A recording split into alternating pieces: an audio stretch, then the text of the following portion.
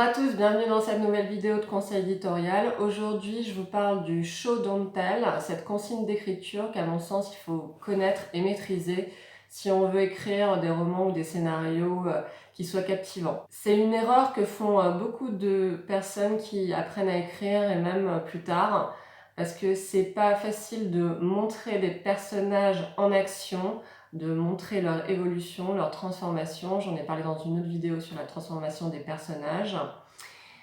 Donc de le montrer et non pas de le raconter un peu de manière rétrospective, en faisant une sorte de synthèse des actions du personnage.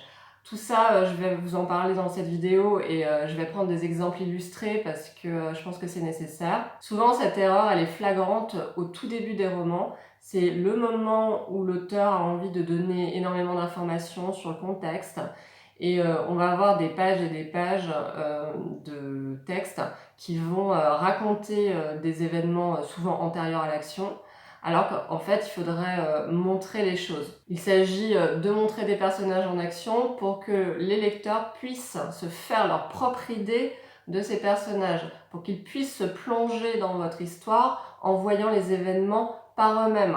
Même si évidemment c'est vous qui continuez de raconter, mais voilà, c'est très important de leur montrer les choses pour ne serait-ce qu'impliquer le lecteur qui va progressivement se faire une idée sur ce qu'on lui raconte. J'ai pas trouvé meilleur moyen que de vous montrer un exemple. Alors j'ai rédigé moi-même donc deux cas, c'est-à-dire une même scène qui va être montrée et la même scène qui va être racontée. Comme ça, vous allez pouvoir, je l'espère, voir la différence. Alors pour vous concocter ce petit exemple, bon, je me suis amusée à parodier les séries des années 80-90, type Dallas.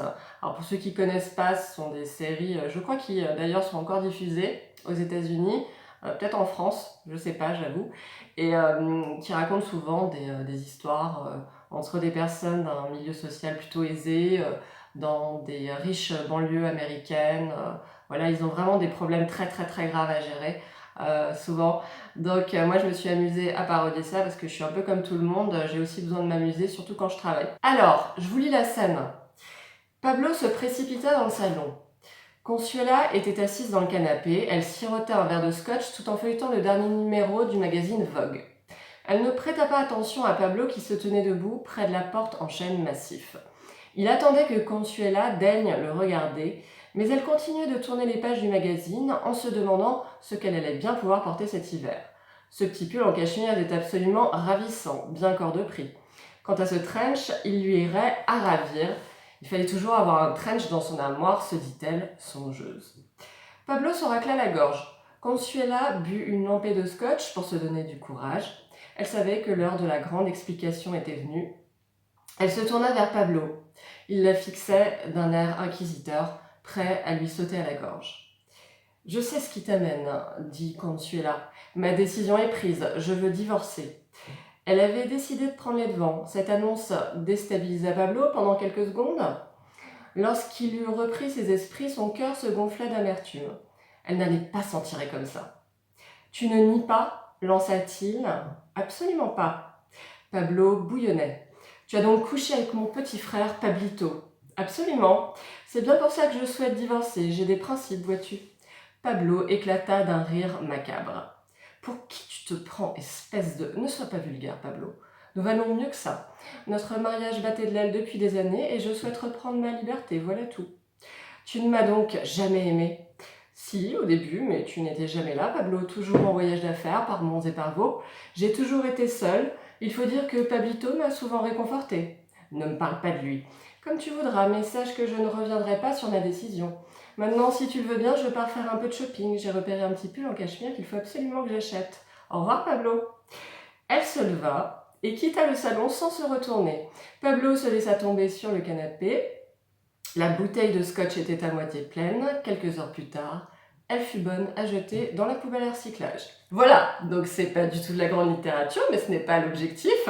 Donc le but de cette scène, c'est de vous montrer ce qui se passe entre deux personnages sur le point de divorcer. Pourquoi ? Parce que la femme a couché avec le petit frère du protagoniste, Pablo.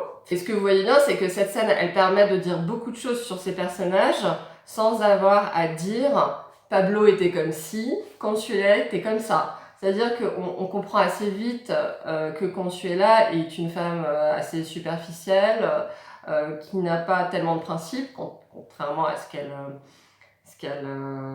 affirme, et puis voilà, qui assume totalement le fait d'avoir trompé son mari. Maintenant, je vais vous lire un passage de la même scène, mais cette fois-ci raconté. Donc je ne montre pas les personnages en train d'agir, en train d'interagir, de discuter, de se comporter comme ils se comportent dans ce salon. Je raconte comment ça s'est passé entre eux. Consuela avait trompé son mari Pablo à plusieurs reprises. Elle ne se sentait nullement coupable d'avoir commis un adultère. Consuela était une femme superficielle qui s'ennuyait ferme dans la vie. Elle avait pris l'habitude de se confier à Pablito, le petit frère de Pablo. Une idylle n'avait pas tardé à naître entre ces deux âmes éperdues de solitude. Lorsque Pablo apprit que sa femme le trompait avec son petit frère, il rentra chez lui et lui demanda des explications. Consuela ne daigna pas lui en donner, elle lui annonça qu'elle comptait demander le divorce et planta son mari au milieu du salon pour aller faire un peu de shopping. Elle n'avait pas de compte à rendre à Pablo, il était toujours absent, il n'avait qu'à se trouver quelqu'un d'autre. Pablo fut assommé par cette nouvelle, il décida de terminer la bouteille de scotch entamée par sa femme. L'alcool lui remonterait le moral. Donc là, ce qui se passe, c'est que je décris les différentes actions, mais je qualifie moi-même tout ce qui se passe, je qualifie mes personnages, je dis Consuela était une femme superficielle qui s'ennuyait ferme dans la vie. Je prends juste cet exemple. Au lieu de montrer que c'est une femme superficielle qui s'ennuie dans la vie. Ça, je le fais dans mon premier exemple. Quand je montre en gros qu'elle lit le magazine Vogue, alors je suis pas en train de dire que tous les gens qui lisent le magazine Vogue sont des gens superficiels, mais c'est un ensemble de détails qui la rendent superficielle. Elle est là, elle lit son magazine, elle pense qu'à faire du shopping alors que son mari débarque, elle sait très bien qu'il sait qu'elle l'a trompée.